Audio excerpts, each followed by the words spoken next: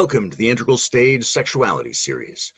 I'm Layman Pascal, and before I host my high-priced week-long workshop on integrative sexuality at a seaside Caribbean resort, I need to make sure I've been fully exposed to the multidimensional richness and profundity of this topic.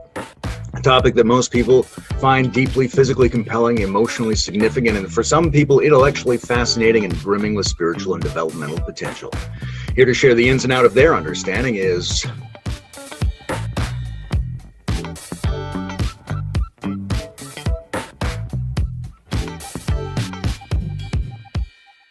Okay, tell us who you are and where you are. Hi, I'm Pamela Joy. I'm a sex and relationship coach out of San Jose, California, and I am currently in the office space above my garage. I thought we could start really abstractly. What is desire? What do all desires have in common? What does desire do for us? Ooh, I like that. Especially because I work with people who consider themselves to have low or no desire, right? Gosh, what is desire? I'm looking down and almost wanting to close my eyes because for me, at least when I've tapped into, I think there's the desires that I've been maybe culturally or socially told that I'm supposed to want, right? And those I don't have to look very deep internally to find. They're very much in my head and things that I've been told.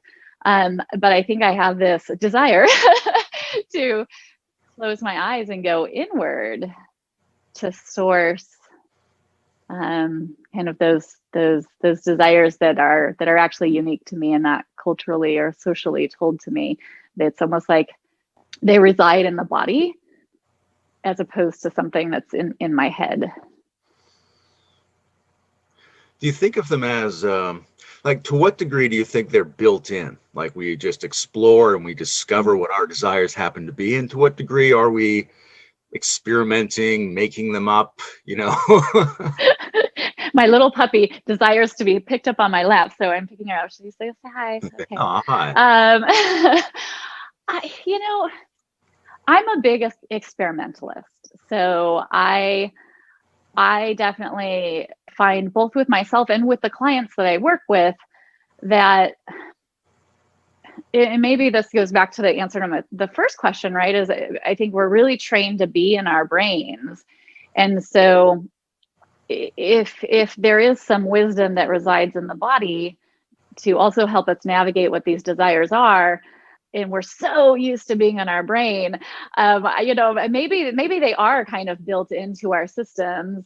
But I think that experimenting can be a good way to either discover something new or to find that built in. So I guess I'm not 100% sure, to what degree they're built in, but I do love the idea of experimentation, this idea of try something and I happen to just be moving back and forth as I'm describing this because I'm try something and see if you lean in towards it, right? Or try something and see if your body kind of constricts and pulls back, and that is a good indication if that is something that you might desire. That's a nice feature that there's this, because that's kind of a safe laboratory just to check how your body is responding in a moment. Because one of the questions I think that could come up around people exploring and clarifying and trying to recognize their desires is the question of how do they know when their desire is going to work well with their other values, and when is a desire going to be disruptive, and how do you test it before it gets out of hand? Yeah, I like that. It's like an inner lab, right? Where you're just okay, what do even if I just think about that, or if I make one little step towards that, do I feel some ease? And then it's also a little step, right? Because how does that integrate, or how does that fit? Or do I have the voice to associate with that thing that I want, or confidence to not get knocked off when it might become challenging? Or I love this phrase, desire discrepancy. Makes me think of, I don't know if you've seen it. There's a scene in the Woody Allen movie, I think Annie Hall, and it's a split screen, and they're both at their therapist, but it's filmed as one scene, right? And both their therapists say, how often do you have sex? And she says, all the time, 3 times a week. And he says, almost never, 3 times a week. Yeah, that is actually a very real scene. I work primarily with couples, and oh my goodness, yeah, that is yeah, it's just our perception of reality and what that looks like is so different. Yeah, and it's so common, right? If you have two people, of course, there's going to almost always, of course, there's going to be a discrepancy, right? It's like very unlikely that two people are going to be exactly the same. There's going to be some difference between the two of them. There's a book on I think The Art of Raising a Puppy. It might be called These Monks Breed and Sell Dogs. And in the beginning of the book, it said a lot of people think the most important thing is how you train the dog. He said, and that's true, but the most important thing before that is whether it's a breed who can be accommodated by your lifestyle. So there's this basic type difference that you might not be able to get around, but on top of that, there might be all this work that you can do to make it work a lot better.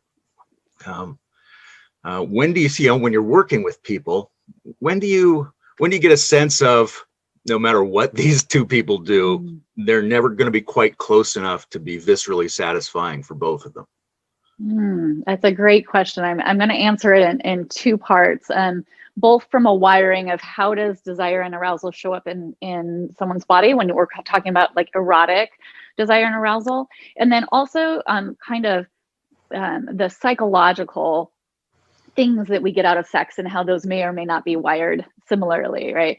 Or complementary. So when it comes to like how desire and arousal shows up in our body, there's actually some books behind me. One of them is called Come As You Are by Emily Nagoski. And she does a really nice description in that book of what I would consider two of the primary kind of models for how desire and arousal shows up. One of these is this idea of like spontaneous desire and arousal. These are the people who walk through life and they can kind of just like be met with a sexual stimulus and go from like 0 to 100%. So if we were to like chart this, this would look like a step function. You're going along, you're not available for sex, you get some stimulus, you're 100% available for sex. And so, this looks like big arousal and desire. It shows up quickly, it shows up fully. And I think this is what we get modeled in the movies, right? It's like the sweep off the desk sudden thing. It's just these people who are very available and very in touch with their body and desire. So that's one way it can be wired. I would say like maybe half the clients, and it's not gender specific, but just like half my clients kind of fall into that category. Then the other half of the population has this model that's in the academic literature, at least, is called responsive desire. And how this shows up, if I were to chart it, is like a really slow curve. It goes up and to the right. Hopefully that's up and to the right on the screen here. And for these people, there's kind of a gym analogy as well. So let's say you're the type of person that always has your bag packed. Someone says, you want to go to the gym? And you're like, yeah, let's go. They're like very excited even before they get to the gym. Then responsive desire and arousal, or responsive gym people, are the people that like in the middle of the workout go, oh yeah, this is good. I don't know why I don't want to go to the gym more often. Or maybe even at the end of the workout, they will see that. And people who have responsive desire and arousal, erotically speaking, also have that similar experience. It's like, maybe if you ask them if they wanted to have sex right in the beginning, they would just kind of say no, like why, and it takes some like very like a lot of layering of really nice stimulus to get them to that point. Not that they don't have desire arousal, it just shows up smaller to start and it grows over time if given the right not shutting down type of interaction. And so the first part of the answer to your question is yes. Can these two people learn to navigate relationship if one is one way and one is the other, which is very common? Yes, they can, right? The person who has this spontaneous desire and arousal, it's kind of getting back to that, like leaning forward back. Like for that person, when they lean too forward with their arousal, I think the natural reaction of the other person is to lean back, which doesn't feel good to either of them. So it's like, how do I get this person to hold their energy differently? How do I get the responsive desire to know how to cultivate their desire and kind of move up the curve to enter into that, right? So if that's the case, I say, yes, absolutely. This couple can figure out how to navigate it if they're both willing to play a little bit with holding their energy and cultivating their energy. The second part to the question, maybe I'll pause there before I dive into the second part. Just like, yeah, I don't know if there's anything there that you want to comment on, or we want to dive deeper before I talk about the psychology part. Well, I'll tell you what came up for me was just the idea of what each of these types might need in order to go deeper into themselves, because the person who goes from 0 to 100 and back is, on the one hand, potentially off-putting to other people because they can't find more delicate thresholds, but also they probably miss a lot of information about themselves that would occur in the gradient between 0 and 100. But then the other person seems like they almost seem mysteriously occluded from their own desire. They don't notice it. So they might need some kind of meta mapping of like, oh, this is how that starts. And I remember from last time that I actually do like this. Right. Well, I think there can be two messages that those two people in partnership might start to adopt that won't be so great for them, right? So the person who has that spontaneous desire, they might start to feel like a little intrusive or a little ashamed of their desire and arousal. And they may, because they might notice their partner's kind of pulling back response. And so they might start to even think things like, well, my desire is bad, or I'm like bad for wanting this. And so I really want to bolster that person. I call it these like high five moments. So if they have desire and arousal, but their partner does it, it's still like high five your desire and arousal. That's an awesome part of you. It's so amazing. And yes, there's some growth we can do here in terms of maybe playing with more of this curve. And I also find those people, just that curve kind of, so let's say it's at this sharp curve at the beginning when they've got this spontaneous thing, that curve does seem to flatten over a lifetime, I find, with a lot of people. And so helping those people also understand that this might shift over a lifetime, and they might either be relieved at that and feel more like their partner, or they might have some grief and loss about the loss of that. So yeah, there's a whole bunch of interesting things and growth possible for that person. I think for the other person, sometimes they can come to me feeling a little broken, like there's something wrong with them, versus knowing that no, you're actually functioning completely fine. And like you said, there's just so many like wonderful little things to explore here and to feel more empowered, that this is also something we can high five and celebrate. Are these arousal patterns general characteristics of a person, or would some people have one of the patterns in one area of their life and another pattern in another area?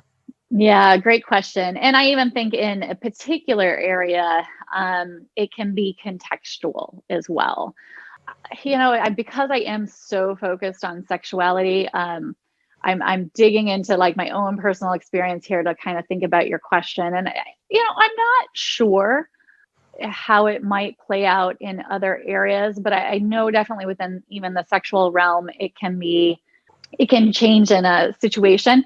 What I do often find though is if someone identifies as more that responsive desire and they're like, yeah, but sometimes it's spontaneous, and we explore the thing that is supposedly spontaneous, we find out it's actually not very spontaneous. So what I mean by that is they're like, yeah, well, yeah, sometimes when my partner says, if I want sex, I'll be like, yeah.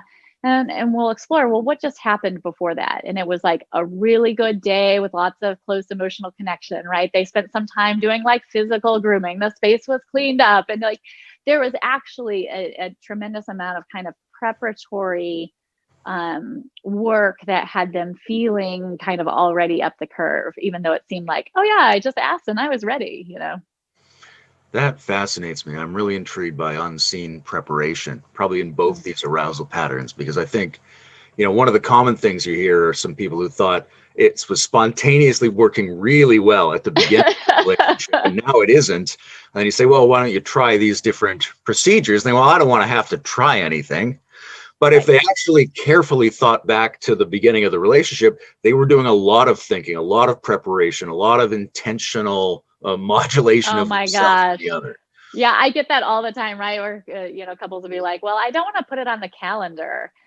And I'll be like, okay, well, let's rewind back to when you first started dating, right? Did you put dates on the calendar? And they're like, well, yeah. And like, did you maybe do some special like body grooming or, prepare a space or, really put some thought into that experience? And you're right. It can feel spontaneous in the beginning of a relationship when it actually isn't all that spontaneous. And so, and there's this kind of like, it's gonna be a funny analogy, but when my child was young, I hired a sleep consultant because I was like not getting enough sleep. I was like, I really need to figure out how to get this kid to sleep more. I was like, yeah, I'm playing around with like maybe no naps in the afternoon to see if he sleeps better at night. And she was like, no. She said, sleep begets sleep. The more sleep he gets, the more he can get sleep, right? And I think the same is true when it comes to sex, right? You cultivate, you bring this top of mind. It's like it kind of like creates itself. So for those couples who don't want a calendar, I'm like, well, how about try calendaring it and doing it this way, because that also probably will lead to more likelihood of the spontaneous stuff happening as well. The mention of sleep is interesting to me because it brings up the whole area of what's physically required in order to allow our desire to be active and in order to act on it. Because, like things like Viagra induce blood circulation, right? So there'd be a lot of things like sleep, like diet, like general health and circulation. And I imagine because you have a sort of focus on feminine desire, the stereotypical problem of women feeling colder than men, the difficulty of the blood flow through their physiology. Like to what degree do you think about the physiological underpinnings of the capacity to embody desire? Yeah, such a great question. I'll even just talk about like where is a person's nervous system, right? So are they in, this fight or flight sympathetic, nervous system space, either a lot or maybe chronically, right? And or are they in this parasympathetic, like I can rest and digest and have what I find for most people, not all, but most people, is that there needs to be some relaxation in the body to be able to access pleasure. It makes sense if we're in like fight or flight. So if I'm highly anxious, if I'm depressed, if I'm kind of in a frozen state, that my ability to be available to pleasure is not very important for survival in those moments, right? Whereas if I'm more like, okay, I'm getting adequate sleep, I, have some exercise patterns that kind of reset my nervous system. I have, good social support systems. I'm not running myself ragged. These are actually, yeah, I mean, it's just like, I'm sure any topic we are dealing with, if someone is wanting to kind of experience, you know, pleasure in their life, it is kind of important to address the basics first. And I also feel that that's not gendered, right? I definitely, I used to be in tech. And so I got into this career because of my own struggles with feeling like, hey, I'm struggling accessing desire. But as my careers progress, like really understanding how desire shows up in the masculine or male presenting bodies as well is, it's honestly really the same. I can't tell you. I mean, obviously Viagra exists because there are lots of men who are suddenly, maybe there's a point in their life where they're like, wow, I'm struggling to get an erection or perform the way I want. And almost always really what's at play there is quite a bit of anxiety. So again, it's kind of like, okay, what's happening there, and what's going on, and how do we work with that, and in order for your body to have different possibilities. One of the things I loved in your TED talk was this mention of how all these stories, cartoons, movies that involve romance and arousal sort of end with a kiss, right? Or they might end with a wedding. They don't. There's no sense of what comes next. Right. You know, and so I guess the people who make those and the people who consume them like the fact that it doesn't stray into that other territory and all the charge is contained in a kind of, you know, family-friendly romantic fairy tale. Right. But what are we missing if our cultural entertainment, especially when we're young, doesn't really show us that desire is a follow-up to any of these things? Right. Well, and what I'll say there is now maybe we can dive into the second part of that question we were answering long ago, which is, hey, are there ever times that people are incompatible? And I'm kind of laughing because I hadn't thought this before, but as you were talking about that question, I was like, oh, I know what turns the people on that made those films, right? What turns them on is like tension and anticipation, right? We don't get to see what happens because actually like the height of arousal for them maybe is that. Of course, they're also making family friendly films and all that. But, you know, what so some women that I studied with, they run an organization called the Somatic Institute. And the way that they describe this, and I really like it, is what is your hottest sexual movie? Right. Because certainly there are also films that go into other, you know, illustrations of desire and arousal. And so I'll just kind of break this down into like a few key, well, actually, no, what I'm going to do is I'm going to give a very explicit example. Is that okay for this, Yeah, for the show? Okay. So we've got the corner of my office back there, right? So we're going to imagine that there's like a couple back there and they're having sex and they look like they're having a great time. They're doing it doggy style. And, you know, we're like, okay, well, clearly they're making lots of noise. They seem like they're having a good time. So that must be it, right? They do it doggy style and that's what gets them off. But if I were to take the microphone and go over there and interview them and say, hey, other than, you know, just enjoying yourself, how else do you feel right now? Maybe this first couple, one of them says, oh, I feel very powerful. And the other one's like, oh, I feel very submissive, right? Okay, so that's one way, one thing they're getting out of sex other than getting off, right? I may go interview another couple. They're also doing it doggy style. I interview them. I say, other than turned on, how are you feeling? And they're like, oh, we feel so animalistic. You know, they're like doing it doggy style.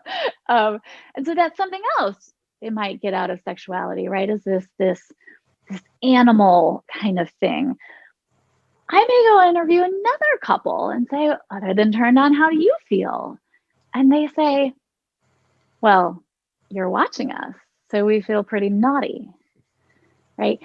And I give that illustration in context of this like hottest sexual movie context to say, you know, if sex was just about getting off, we would probably all just masturbate. We can all, not all, but those who have practiced can do it in a few minutes, and it's a nice physical release. But there's something we get out of partnered sex that is psychologically important to us, right? This is a place to play or to feel adventurous or to feel special or to feel abused or to feel used or to feel dirty or clean. There's just all of these things. And when I'm working with couples and kind of exploring this, like this concept of like, what really turns you on or what makes sex not just good, but like great for you, this is where this starts to come out, right? And so, yeah, I mean, when you're back to that question of like, is there ever like an incompatibility, right? Yeah, sometimes your hottest sexual movie is totally different than mine. And so maybe I can come co-star in yours and you can come co-star in mine and we can have a fine sex life because we're willing to do that, right? But if yours holds zero appeal for me or mine holds zero appeal for you, maybe we can have an okay sex life, but not like those peak moments. Or maybe yours like actually turns me off, right? And so it's actually like really one of the really common ways this will show up for couples for me is that they'll both want to be submissive or like receptive, and so like no one's making a move because that's not, you know, what turns them on is to have someone make a move on them. So yeah, I mean it's pretty rare that it'll boil down to we really can't make this work, but it does happen. thinking about interviewing them is fascinating because there's such an odd relationship between language and sexuality.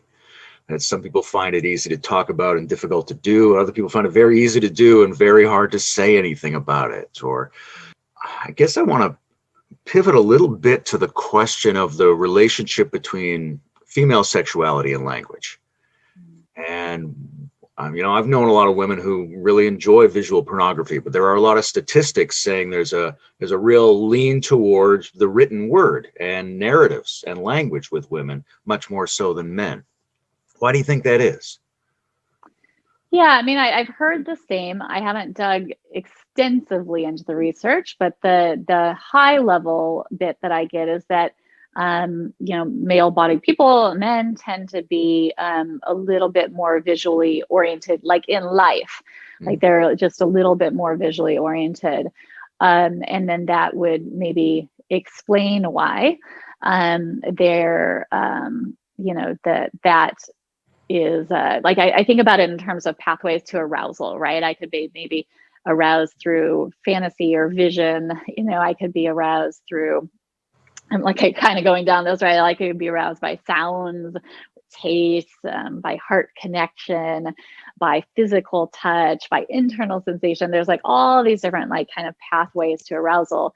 And I do think the literature says, hey, men might be a little bit more visually oriented, and women might be on whole a little bit less so, or have other pathways. Yeah. How much of that is like nature versus nurture? Not sure. Yeah. Yeah, I'm not sure how much it is inbuilt or evolves over time. If I think about myself, early on in my life, all I could get was written material. So it was very arousing. But as soon as I could get images readily, it was like easier, it's faster. So I'm like, maybe I'm just lazy. It's like that's a quicker hit. Yes. Well, and it's funny because there's an audio app out there. It's called Dipsy, and it's an app that just tells little short stories. And I do find that, I mean, their marketing is super geared towards women, and I find a lot of women like, reading or listening to things a little bit more. Now, there's also the reality that visual porn has been historically a male produced product. And so it might be more to the male gaze. And so in that way, I almost do wonder, like, would women be just as likely to be interested in more visual porn or erotic imagery if it were also more towards the female gaze? So there's definitely like ethically produced, female produced porn that I do get a lot of feedback from women that they're like, oh, that was really hot. I find a lot of people I've spoken to, and they all have different takes on pornography, but a lot of their idea of it strikes me as very narrow and simple, as if they're thinking of 1980s pornography or something like that. That it's done in a certain way and it's for a certain gaze, and that there's a lot of truth to that historically. But what exists on the internet now is so diverse and so customizable that I think they really, and probably everybody goes into it exploring it only through the lens of their own interests. So they don't really understand what a multifarious and interactive oh, there is porn for everything. Again, on the topic of language, in your story about your own transformation, you make this move from initial self-discovery and self-work to talking about it with female friends and acquaintances. And I'm curious now, based on also your work with people, what is it that discussions, maybe particularly for women, but not exclusively, what is it that discussion brings forward that you couldn't get from just reading about things on the internet and trying them out in your life? What's the social conversational dimension? What do they get from that? Yeah.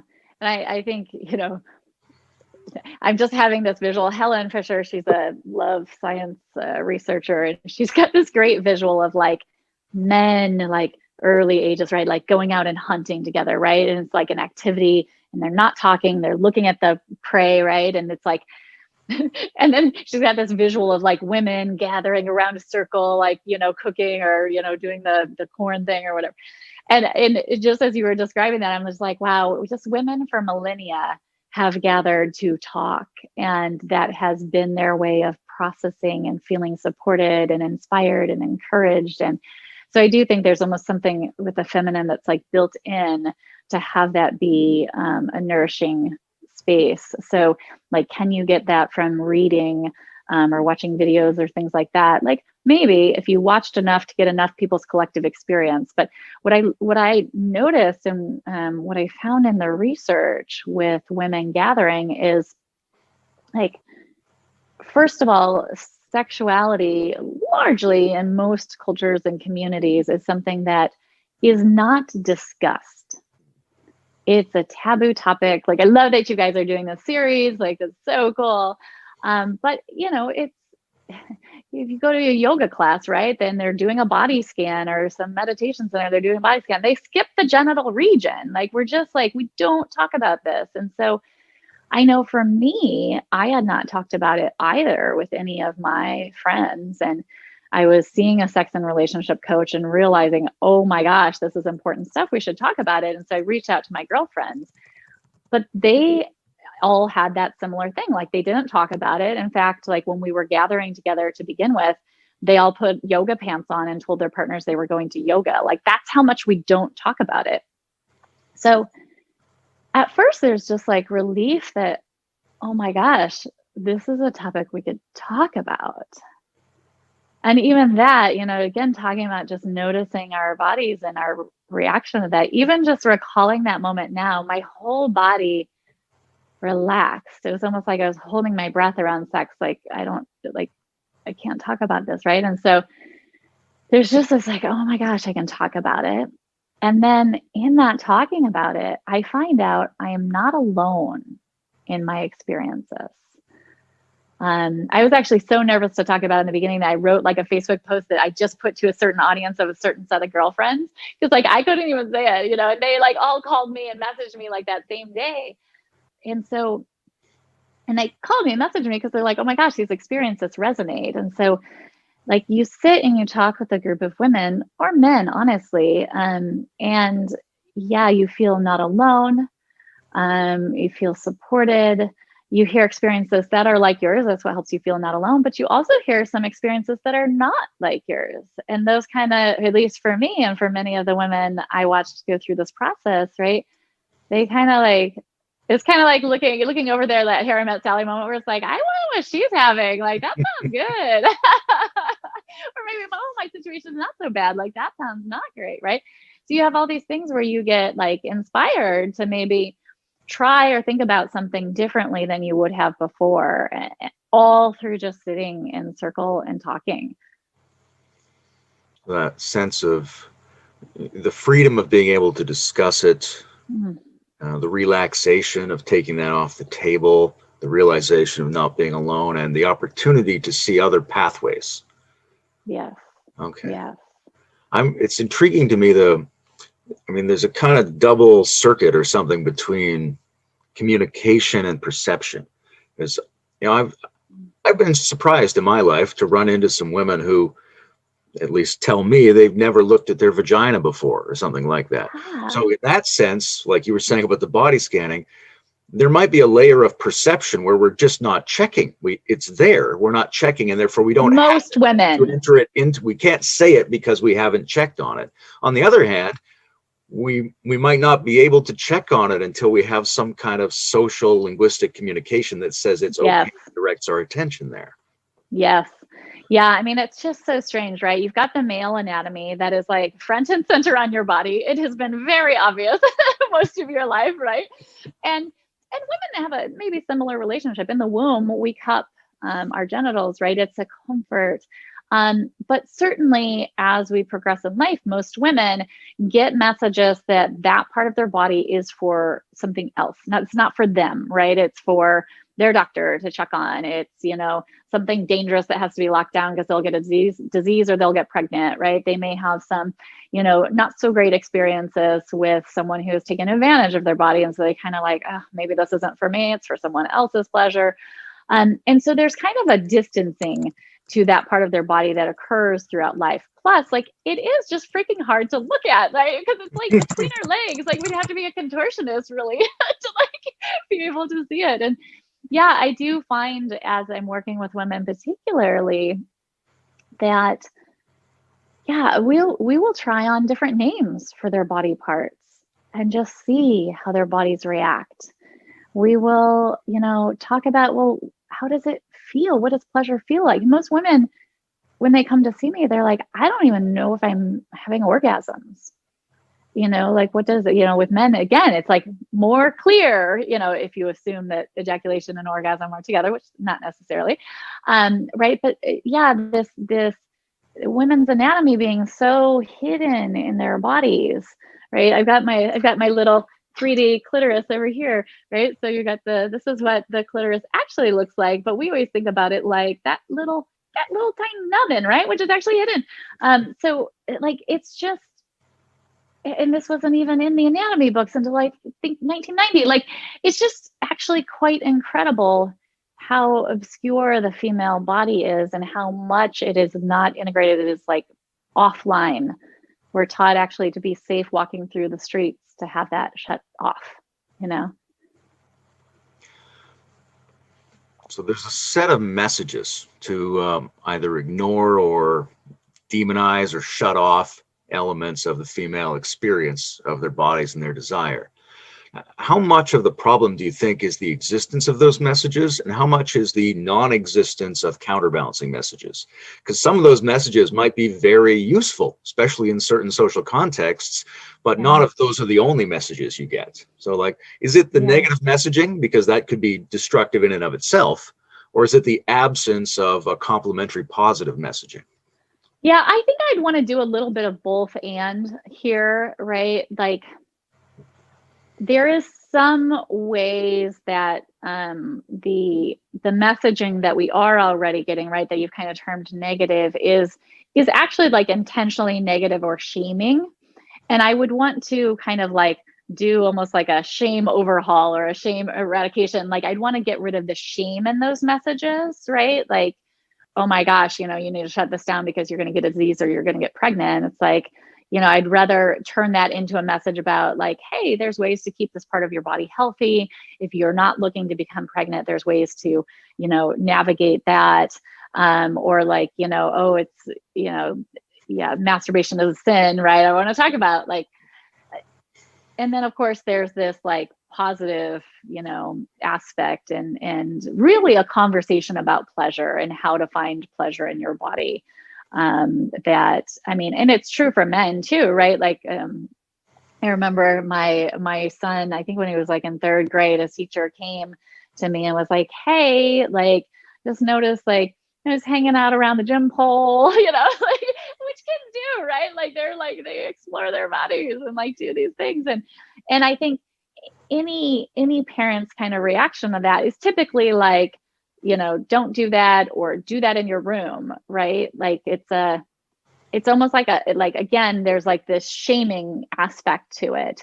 Whereas I would like the conversation to be, and it wasn't our household, right? Like, it's like, oh, that feels really good, doesn't it? Like, yeah, like mommy does that and daddy does that and people do that. But it's also one of those things that, like, because it's a private part of your body, if you can't make sure that everyone around you is comfortable with that, you should probably do it someplace where you just don't have to ask, right? Because, like, hey, you can masturbate in front of your partner, you can do those things, but so like having it be more of a pleasure conversation, a consent conversation, as opposed to a do it in private or don't do it conversation. How much of what you're calling shame is, physiological anxiety response, a background impression you get from the tone of voice and the body posture and the micro gestures of the person? Like, I don't know what shame would be except without that, because even if somebody gave you a very positive message, if you could see they were bothered by it, you might still get that same effect. What do you think? Yeah, I mean, that's definitely how I identify shame in a session with a client, is physiological, right? It's the looking down, it's the constriction, making themselves smaller.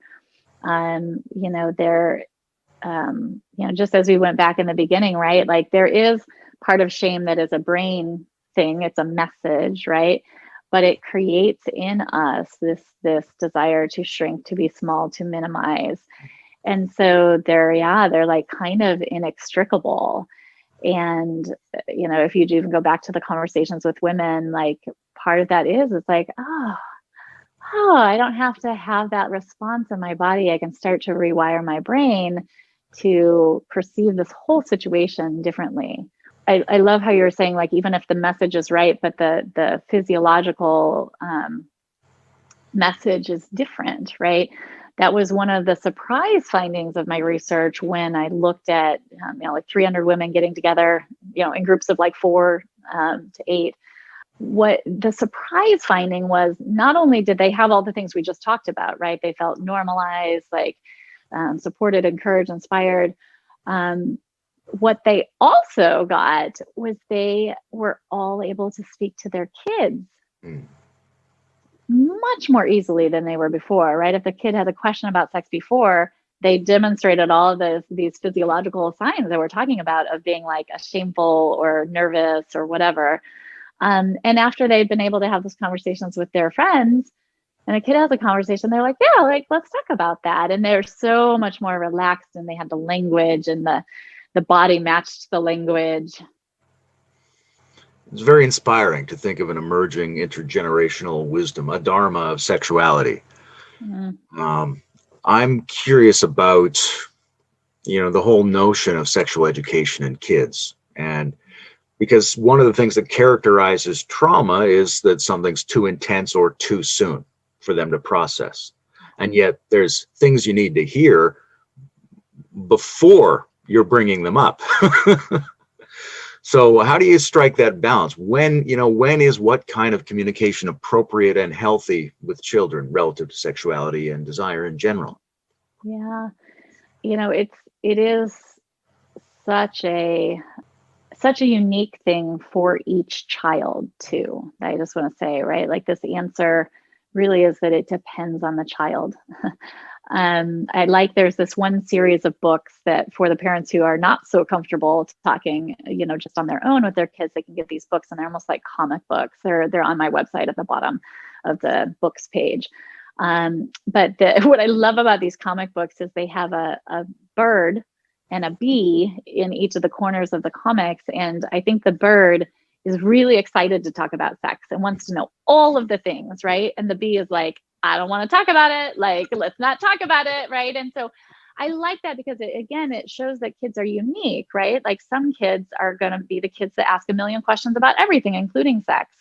And other kids are going to be those kids who don't. They're the quiet kids in class. They're like, I don't have any questions. It's cool, And both of those are really normal. And we still also want to provide information, right? So for the kids who are asking questions, my advice to parents is to answer those questions in a limited way and let them ask more, right? You don't need to dive into the very, very specific nitty-gritty details, but usually those kids are going to kind of guide the conversation themselves.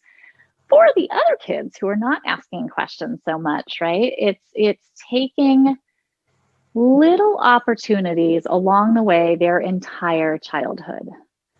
Right? So when they're 2 or 3, there might not be much conversation, but there might be some, like, like mommy and daddy kiss because we like each other, right? Or like it's just like a little tiny little snippet, right? And having, right now, for instance, my son who's older, he's 13. Every now and then we watch Friends together. And there will be a scene. By the way, Friends is entirely about sex. I did not know that when I was first watching it. But now when I watch it, my 13-year-old, I'm like, wow, this is like just about sex. But we'll take a moment, we'll pause the show, and some scene has just happened with some euphemism or something. And I'll say, do you know what that means? And sometimes he'll surprise me and he'll say, yes, mom, blah, blah, blah, blah. And I'm like, wow, okay. And other times he'll say no. And then I'll ask him, well, do you want to know? Do you want to know what that means? Right. So at this age, we're able to have much more frank conversations. But when they're younger, it'll be, a shorter conversation. But I do think the books are amazing. There's books, there's one from like 4 to 7, 7 to 10, 10 to 13, and then there's like some teen books, and those can be extremely useful if you're not sure. Those sound like fantastic resources. Mm-hmm. I get along a similar vein. Have you found a reasonably high correlation between women who masturbate earlier in life, say, and those who are more familiar with their pleasure pathways and response systems later in life? Not necessarily, right? Even taking my own self as an example, right? I learned how to masturbate when I was like 6 years old from a girlfriend. I always did it in private, and it was quick and short. And I did not have at least a conscious understanding, embracing easy access to desire and arousal, right? So that's an example of like, hey, masturbated whole life, but I still struggled. What I will say in general, and I'll kind of like, so there's a big consent conversation going on in the outside world, right? And that consent conversation looks like, hey, make sure that you're talking with someone before you do something with them and make sure they consent, which is a great conversation to have, right? I'm really glad that conversation is happening in the world.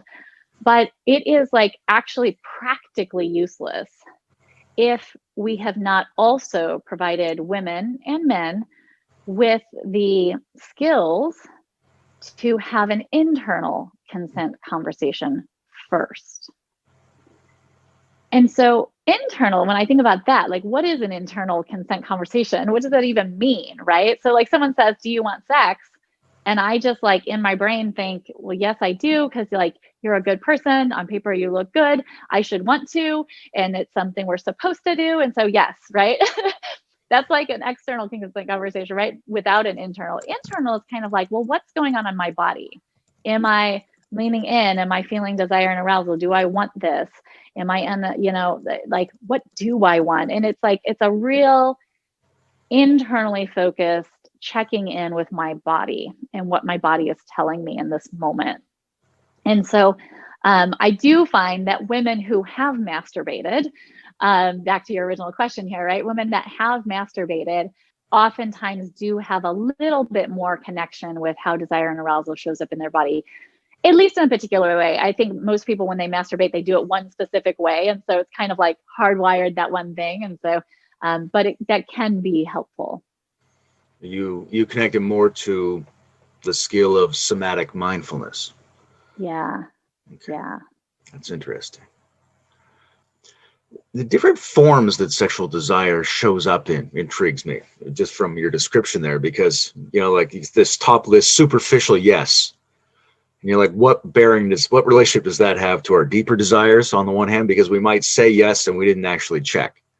On the other hand, our yes, it seems like it might go into other areas, right? There's a whole psychological literature of, your religious zeal or your anger or your interest in race cars or whatever it might be, could be theoretically drawing on your sexual energy in a way that isn't sexual and moving it from the system where it's supposed to operate into some ancillary system of the unit. It's very interesting. So what do you think about what are the types of desire? Can they be ranked? Can they be organized? Is it a haphazard field? When is the presence of desire not really desire? And when is the presence of something else actually desire? Wow, so interesting. I just like, as you're saying that question again, I'm just like feeling into my body. I'm like, what is that like? Right. And I'm laughing because like, as I became more connected to my, you might call it the sacral chakra or the root chakra, or like this space in my body that, holds this, feeling, this felt sensation of erotic desire, right? So there's that. And then, does that also like inform, can it be connected? Can it flow more through my body? Can it inform other things? And I'm laughing because as I've been doing this work, before I was like kind of offline, it was like a big black hole down there and it wasn't part of my everyday experience. And now like my closest friends will joke if, let's say I'm trying to decide where I want to go to vacation, that I want to go this place or do I want this meal or that meal? What do I desire, right? And my close girlfriends will know, is they'll be like, well, what would your pussy say? You know, like checking in, like using this part of myself to actually, you know, feel into the other aspects of desire. So for me, it's actually a little bit more of like a cultivated thing. It's like, let me, and I do this with clients in a way, like I'll put in my office space here, right? We'll have like a drawing of the heart, of the genitals, of the mind, of the spirit on different corners of the room here, and have this person actually embody these different parts of themselves. What does your spirit desire? What does your mind desire? What does your body desire? What do your genitals desire? And so I don't know, I guess what I'm starting to think is like, there might be this like unconscious way that plays out, right? Where maybe I'm a person that really lives in my genitals, or I really live in my spirit. You know, I'm one of those people that's like a little floaty, or more like spiritual bypassy kind of thing, right?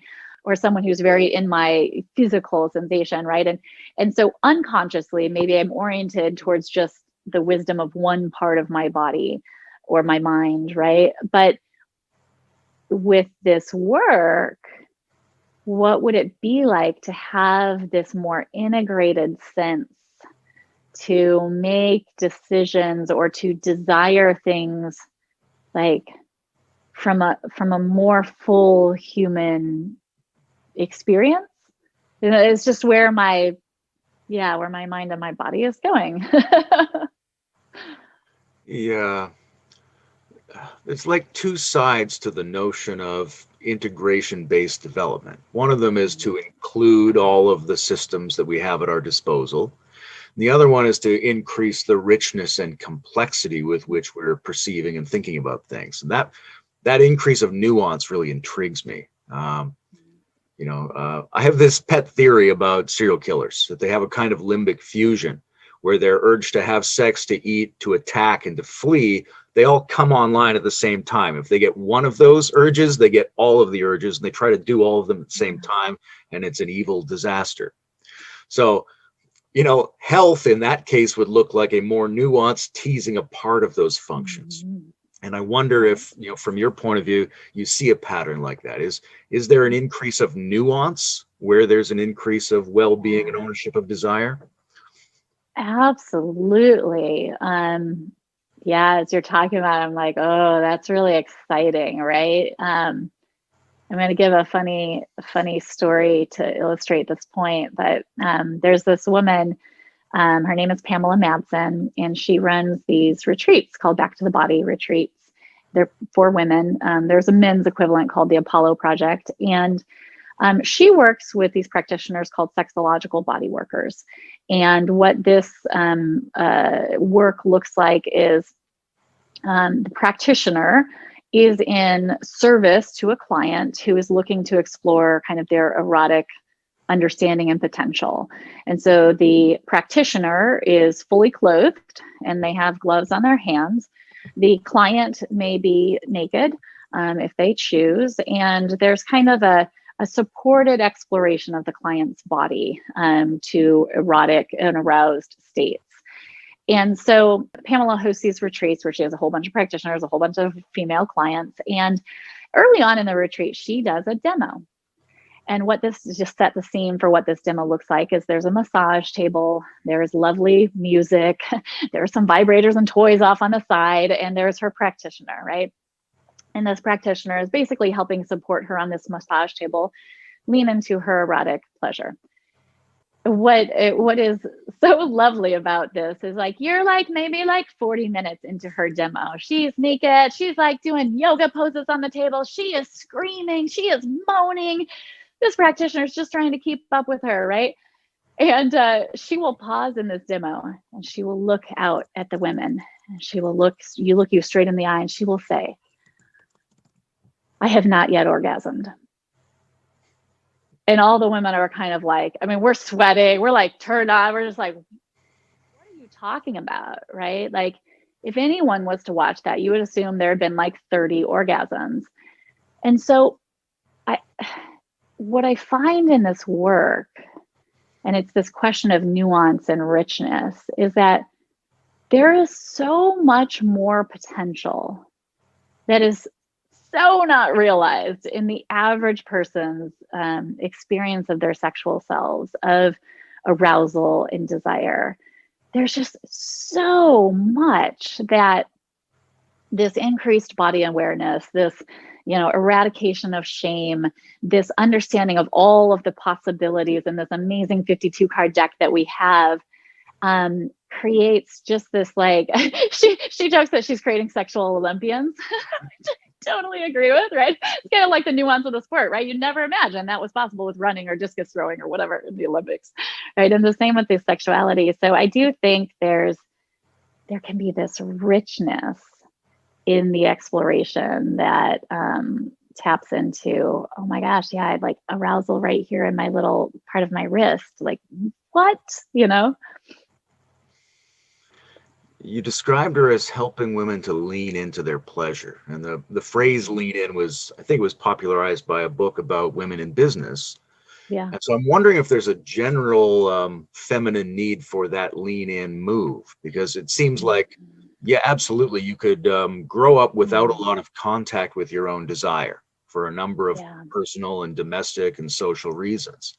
But you might grow up with a reasonable amount of contact with your desire and a problem bringing that to the table or making that little move of introducing it into your life and with other people.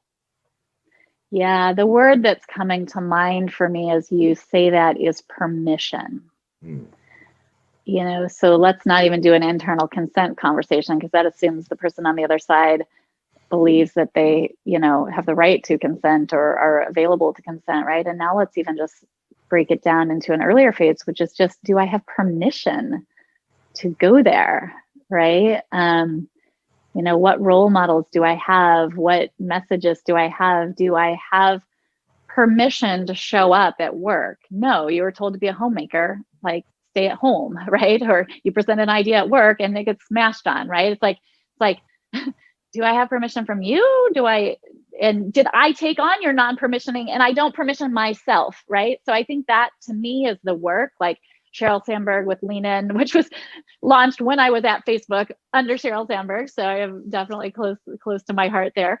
And yeah, with Pamela, it's like that. And I think that's what's so powerful about demos with sexuality, which is a fairly radical form of education, right? We don't get that. Like when I described that, I think most people would listen to me like, that is crazy. I certainly thought it was crazy when I experienced it the first time. It doesn't seem so crazy to me anymore, but it's like, there is, in seeing that, even hearing about it, there is such permission granted to be like that. Men need similar positioning. I can't tell you how many couples I see, and I'm like, so when he orgasms, like, what does it sound like? And most people are like, it sounds like this. Like, wait, what? It's like, do you have permission to like lean into your pleasure and to make sounds and how hot that is to have that? Like, there's just so much permission. Like, we can get rid of the shame.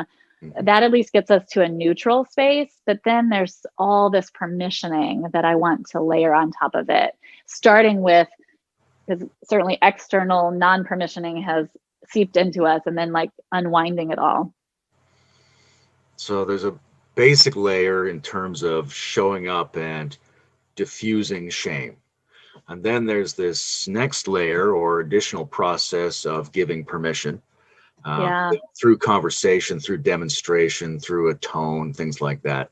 And you change your behavior as you select from the things that you now have permission to do. But is there a next phase? Like, how does a person go from getting permission to being able to give themselves permission? I think that is a little bit through experimentation and safe spaces, right? So I remember, I'll give an example, a personal example, right? I was with that coach that I was working with, and I remember at one point she's like, okay, well, touch your arm and then like show me that you like it, right? And so I'm like touching my arm and I'm being pretty quiet. I'm definitely not moving like this. And she's like, I'll help you. And she comes right behind me, right in my ear. She starts moaning while I'm touching my arm, like just all out moaning. I thought it was hilarious. I was like, whatever, that's so theatrical, like. So there's a little bit of like modeling there, right? I still am not giving myself permission to do it, right? But through trying it on in a space where I know that it will be received well, either maybe that's just on my own, right? Because I'm the only one that has to receive that, or with a partner that I know if I bring out a vibrator instead of feeling, like that is some slight on their confidence or competence, right? They go, yeah, bring it on, right? There's all these little ways that we can kind of like run safety checks on trying something new. And then if it is safe, try it and then find out whether that helps or not. And if it does, you've granted yourself a little bit of permission to maybe go further next time. Right. And so there's just these like little steps. And I think, yeah, if you run the safety check and there's some shame that comes back at you, to not take on that shame is the work, right? Say, okay, well, that person's just not available for that. Too bad for them. So don't have that set you back. And then like find that safe space and go there a little bit and start that rewiring process to be more and more and more. There's such a wealth of sub skills involved in all of this, right? From checking somatically to learning desire to learning boundaries to this whole sexual Olympics thing, and just being able to recognize pleasure. And like you were saying, can you demonstrate pleasure? Like that's a whole subset of skills and possibilities and training and years. It seems so huge. At the moment, we're addressing it, through people like you in a way, people who are providing local and very often monetized supplemental education for people in their life. But do we need to put this closer to the core of our education system? Like, is pleasure, is hedonics a core curriculum feature? And are there civilization problems we're never going to address until everybody's working on something like this for a long period of time? Yeah, such a great question. Yeah, I'm going to give two answers because I've got the answer that I kind of normally give. And then as you're talking, I'm kind of thinking of something else too. So the answer I normally give is I'm not actually super worried about the children at the moment because actually children really understand that pleasure is a birthright. I mean, look at any 1-year-old and they're putting everything in their mouth and touching and tasting and like they get it. Not super worried about that age. I am definitely worried about adults giving them crappy messages around pleasure. You're dirty at the park, wipe off your hands, don't get in the mud, don't get in the sand. Like definitely worried about that. So I am much more concerned and focused on education for adults because again, like just what I found with the women who got more comfortable talking about it, they could then talk to their kids. And then I'm not worried about the shame or non-pleasure-based education being passed along to the children. So I say that first, it just to talk about that. So, and I do think that there's definitely a space when we're talking about decision making, when we're helping kids learn how to make decisions, right? I think there is a big focus on what is right or what is wrong or the logical part. And I think teaching some body awareness, whether that's, teaching them meditation and how to connect with their bodies or different things like that are very helpful things to do with young children. So I don't even think it needs to be focused on sexuality per se, but just making sure that they're staying connected with the wisdom of their bodies so that it can be employed for sexual purposes, when their bodies are in that space. Could be a nice addendum to working with adults around sexuality. Yeah, I'm really intrigued. I mean, I think you're right that a lot of the problem gets solved if you can make a wise, healthy membrane in the messages that adults are sending to children and clean that circuit up. Yeah. But it also seems like so many of the problems that we see start to arise among adolescents and younger adolescents who are naturally trying to do things, whether it's sexuality or drinking and drugs or other forms of pleasure, and they have no pleasure instruction. They don't know how to do it in a way that maximizes their enjoyment and minimizes their self-destruction. Right. So it seems like there's a field available there, but I don't know what its significance would be going forward. Yeah, for sure.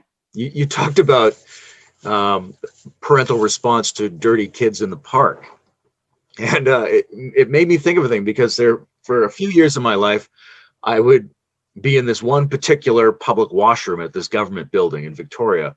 And I would see the same thing all the time. I would see other men come in, use the urinal, and then wash their hands and go back to work. And I thought, well, everything is telling me on the news that this is the dirtiest part of your body. It touched everything. It's corrupt. And then you take that and you put that on your genitals, and then you wash your hands because genitals are dirty. Oh my gosh, I've never thought about that before, but yeah. Like, just watch where you put that later, right?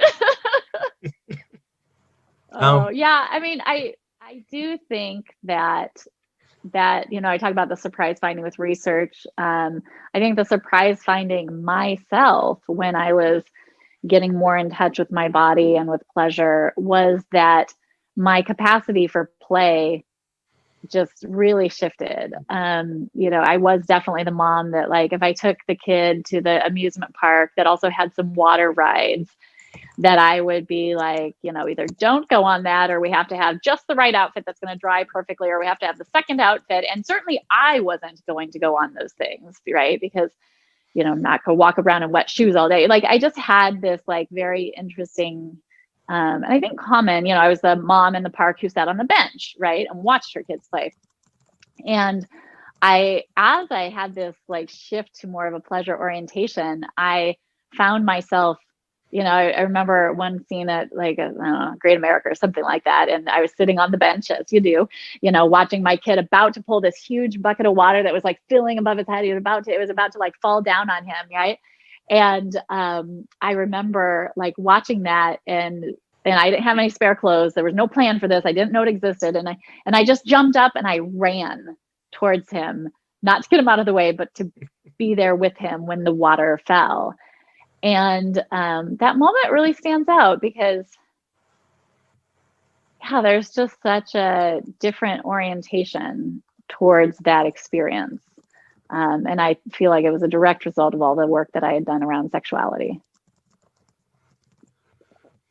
I would imagine that some of that is letting go of control, and some of that is sensual affirmation, sensual things taking a bigger share of your experience, and some of it is freeing energy that might be bound. But I'm curious about like the skill of converting disgust into pleasure, right? Like we can see things and go, oh, are they dirty or are they not? And that's kind of an interpretive option that you have. And there seems to be this procedure we perform where we go from feeling gross to feeling attractive, or, you want me to put my mouth where, right? You have something that's could either go into disgust or go into pleasure if I have the resources or approach that performs that alchemical conversion. Yeah. So I'm curious about the ability to get better at that. Oh, I love, love, love this question. It shows up a lot in my work. It goes back to that very first answer of, am I in my brain or am I in my body? I will have people that will come to me and they'll be like, I have this thing that turns me on, and I don't like it. And so there's disgust, almost disgust at themselves for this thing that they know that they like. And that's a more obvious way that this shows up. A lot of times it just shows up like, I don't like that thing. And they're not even aware that they actually do like that thing, right? And so the work that I see around that kind of shift from disgust to maybe delight is, first of all, normalizing it. I think a lot of people, let's say this is a very common desire, is to be controlled in a way. Maybe this looks like, hey, I like rape porn, or I want my partner to put their hand on my neck, or, this, it's stuff that you're like, well, I don't think I should like that because I don't think I actually want that. But there is a physiological response to that. And so, when I'm working with clients around, okay, do you want to be disgusted or do you want to be delighted with that particular stimulus, or this activity, putting your feet in mud, whatever, is to normalize, first of all, that is something that someone might feel delight for. In fact, maybe a lot of people might feel delight for, and that's normal, and doesn't mean you necessarily want to be raped or you want to be muddy all the time, but that it's normal for people to enjoy that experience. Because a lot of people don't think it's normal. They really don't. They're like, this is abnormal. I need to fix myself, right? And so, to first of all explain this is normal. You're in good company. That's, tending to the brain a little bit. And sometimes that does start to relax the body. And then it is a focus on the body. Well, let's just check out what is true of your body, because we probably can't actually change what is true for your body. You can become more aware of it and we can choose different behaviors, but what is true for your body is probably true for your body, right? And so, like if it's the mud thing, right? Let's really slowly, oh, hello, doggy. Let's really slowly put your hands in some mud. And let's just see what it's like. Let's really observe the nuance of this experience and what it's like, right? Or like, let's talk about someone putting their hand on your neck. And let's really observe the nuance of this experience in your body and what it does for you and how that might be a good thing instead of a bad or disgusting thing, right? And when we kind of pair those two things, this is a normal human experience. It's not necessarily disgusting, right? Or maybe in certain circumstances that we can create, it would not have that layer of disgust. And what does your body tell you about it? And and sometimes what we'll discover is, okay, well, I can't get over disgust for that thing. But as we're experiencing the nuances, we've got 10 more things that might get you that thing. So now we've learned from this thing that disgusts you that we can't seem to rewire, and created this whole other set of things that you can really truly enjoy, both in brain and body, mind and body. Yeah.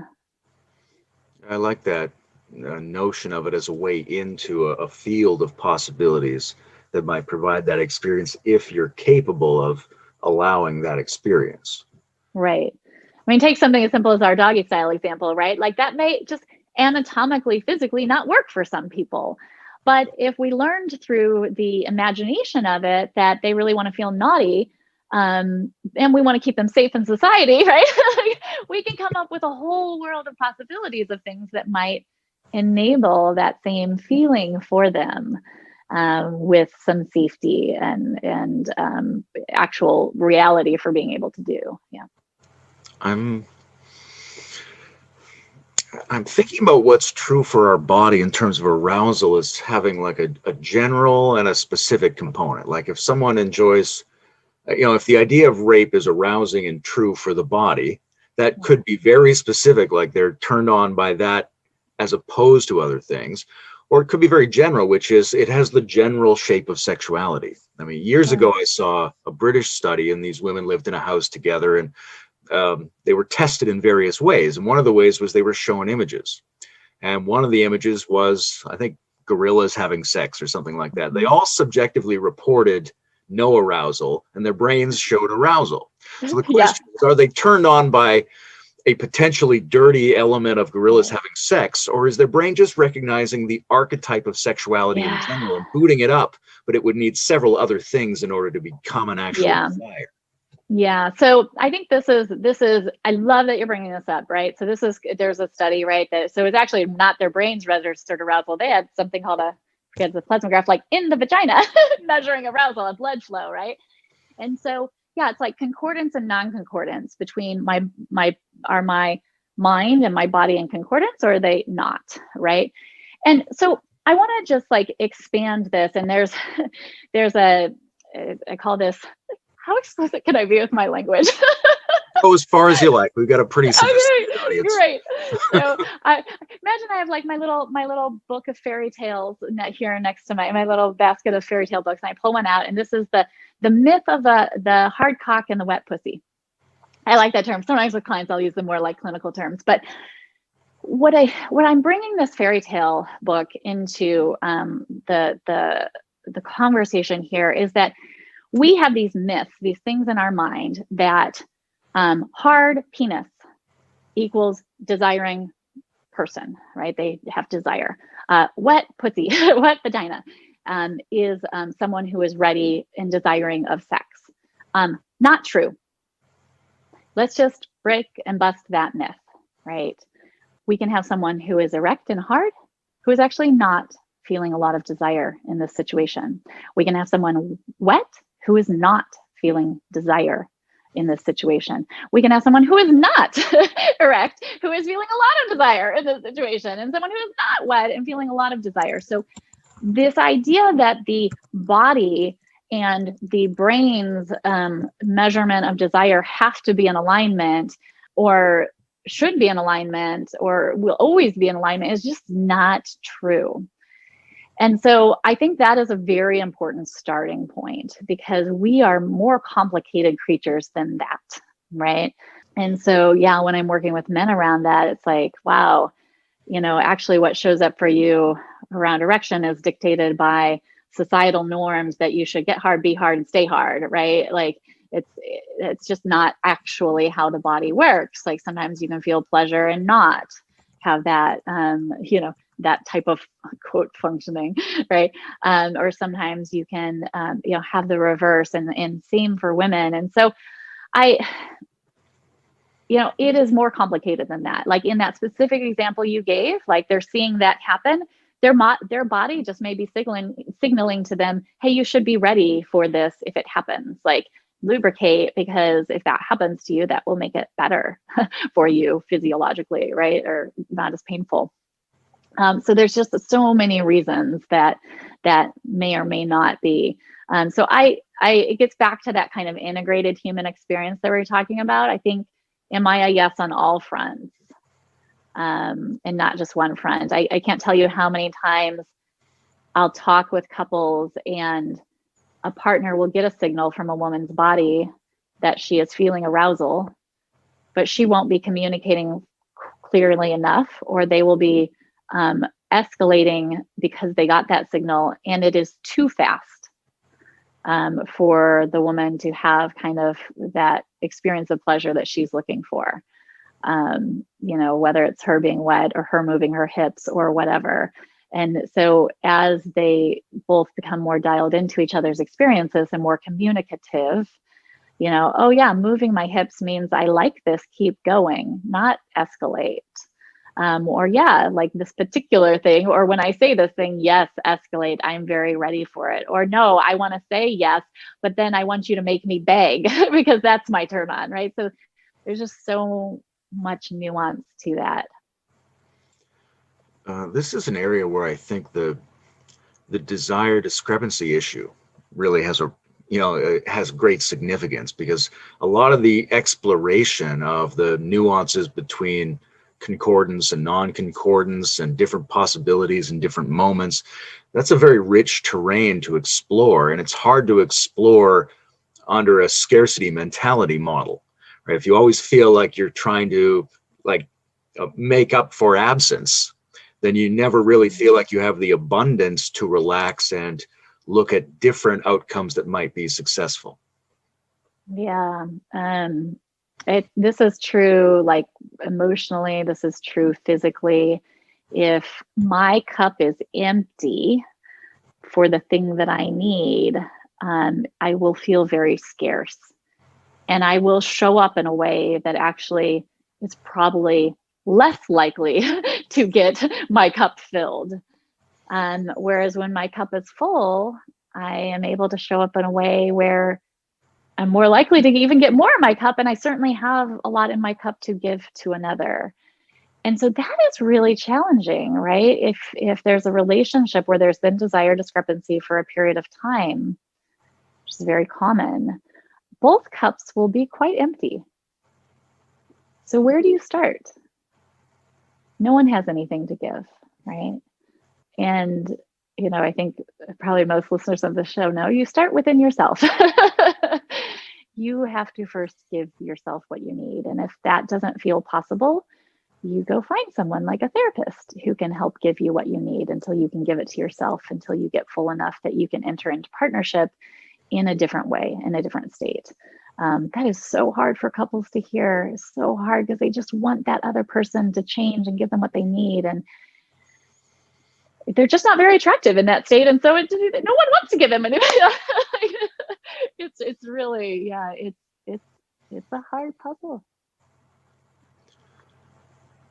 There's a long tradition of people opposing their spiritual life to their mortal pleasures.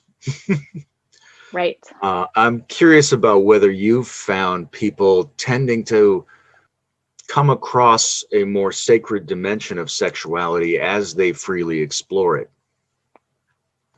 Yes, there are definitely people who really, like when we talk about the hottest sexual movies, these are people that I would consider more energetically oriented, right? They really, their description of sex is this extremely powerful and intense sharing of energy, and it has this spiritual connotation. They may see colors, they may, fly to other dimensions. It's just this very, and I say this all in a dreamy voice because I tend to have some leanings that way, right?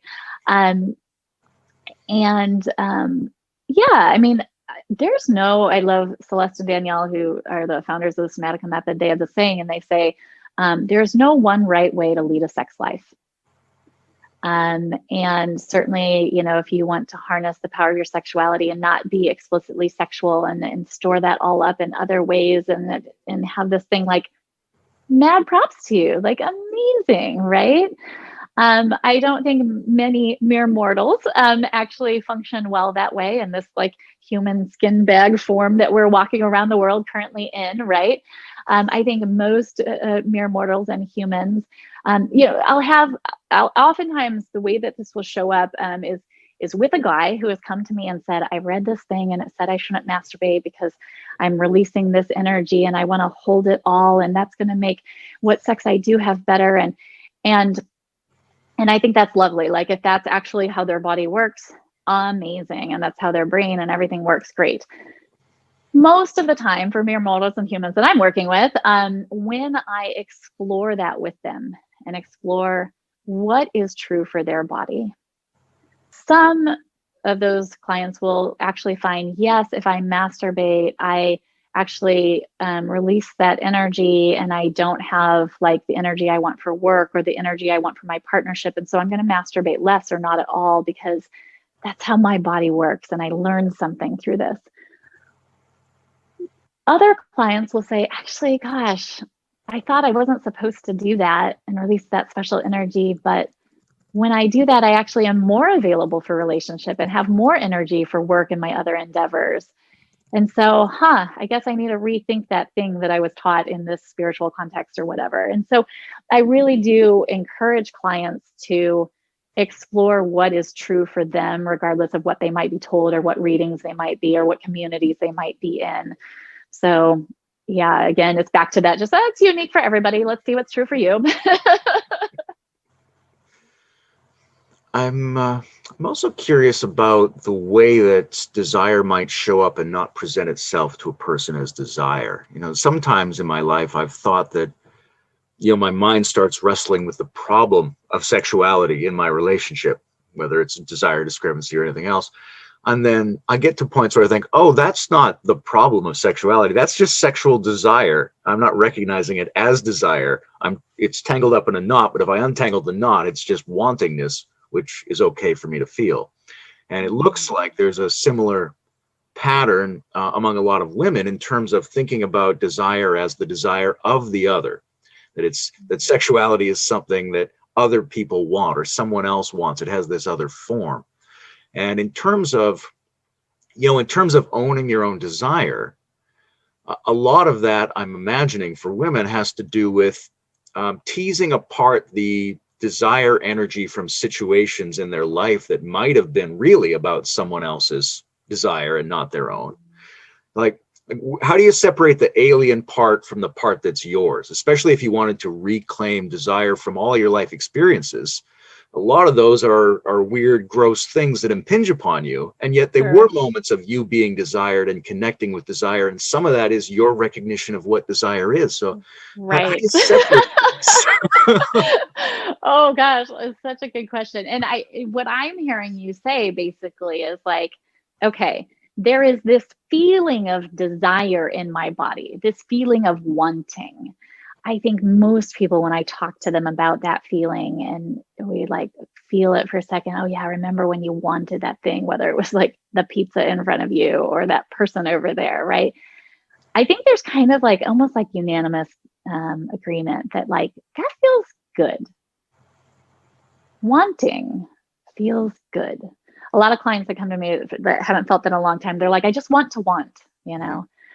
So like that's its own thing. And like you said, we really want to separate that out. And I think that is such a lovely thing to celebrate, right? Like it, regardless of what we do with that want, you know, it's almost separating it from the object being desired to just like, wow, this feeling of want is nice. You know, or like I love that because it gives such permission for that part of ourselves to be turned on, but it doesn't need to splatter over the people or things we might be wanting, right? It's just for us, like just this yummy, like good thing. So yes, I want to very clearly pull that out and give ownership to the person to be in total control of that. You can create it within yourself. You can have it just be for yourself.